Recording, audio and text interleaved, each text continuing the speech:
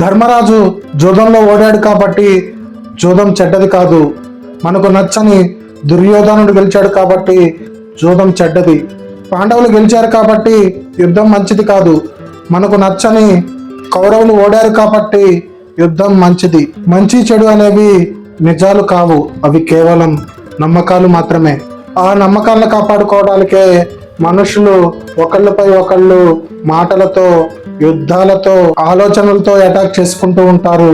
కానీ తను గాఢంగా నమ్మిన ఏదో ఒక నమ్మకం లేకపోతే మనిషి బతకలేడు, ముందుకు సాగలేడు. ఈ కంటెక్స్ట్ మన జీవితాన్ని ఎంతో మార్చేస్తుంది. ఈరోజు వీడియోలో మహాభారతంతో మొదలుపెట్టి మన జీవితంలో జరిగే సంఘటనలు, నమ్మకాల గురించి లోతుగా మాట్లాడుకుందాం రండి. మహాభారతంలో ఏం జరిగింది? ధర్మరాజు జూదంలో ఓడిపోయాడు. తన సోదరులను, భార్యని, అందరినీ పణంగా పెట్టాడు. మనం చదివినప్పుడు అయ్యో ధర్మరాజు ఓడిపోయాడు కాబట్టి జూదం చెడ్డది అనుకుంటాం. కానీ ఒకసారి ఆలోచిస్తే జూదం ఒకటే కాదు, ఆ ఆటలో ధర్మరాజు ఓడిపోయాడు కాబట్టి జూదం చెడ్డది మాత్రమే. మనం జూదం చెడ్డదిగా లేబుల్ వేశాం. అదేవిధంగా మహాభారతంలో పాండవులు యుద్ధంలో గెలిచారు కాబట్టి యుద్ధం మంచిది అనుకుంటాం.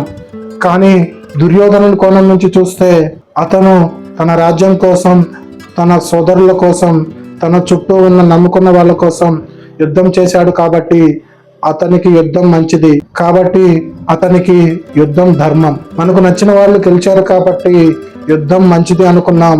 అదే మనకు నచ్చిన వాళ్ళు ఓడిపోయి ఉంటే యుద్ధం మంచిది కాదు అనుకుంటాం.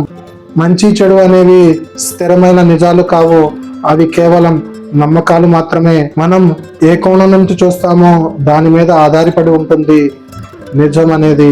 మంచి అంటే ఏమిటి, చెడు అంటే ఏమిటి?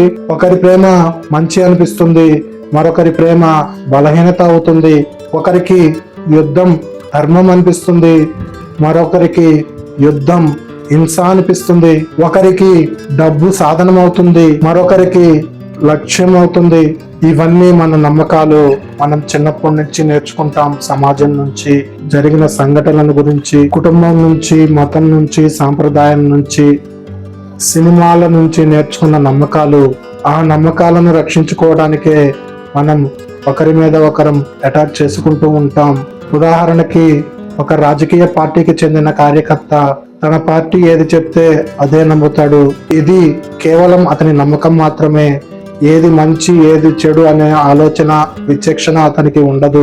కట్టు కథలతో, వాదనలతో సోషల్ మీడియాలో ఒకరి మీద ఒకరు దుమ్మెత్తి పోసుకుంటూ ఉంటారు. కొన్నిసార్లు ఆయుధాలతో కూడా కొట్టుకుంటూ ఉంటారు. కానీ ఇక్కడే ఒక అందమైన సత్యం ఉంది. తనకు ఒక నమ్మకం లేకపోతే ఏ మనిషి బ్రతకలేడు. ఏదో ఒక లక్ష్యము, ఏదో ఒక విశ్వాసం లేకపోతే మనిషి ముందుకు సాగలేడు. అందుకే మనిషి ఎప్పుడూ నమ్మకాలను సృష్టిస్తూనే ఉంటాడు. ఇప్పుడు మన జీవితంలోకి చూస్తే ఒక వ్యక్తి ఉద్యోగాన్ని వదిలేసి స్టార్టప్ బిజినెస్ స్టార్ట్ చేస్తాడు. అది అతని ధైర్యము. కానీ సమాజం వాడిని పిచ్చివాడిగా చూస్తుంది. ఏంట్రా ఇతనికి పిచ్చా అని అనుకుంటారు. కానీ అతని ధైర్యం ముందుకు నడిపిస్తుంది. ఇక్కడ నమ్మకం అనేది అతని ధైర్యము. ఒక అమ్మాయి ఇంటర్ కాస్ట్ మ్యారేజ్ చేసుకుంటుంది. కుటుంబం తప్పు అని అంటుంది, కానీ ఆ అమ్మాయికి అది ప్రేమ.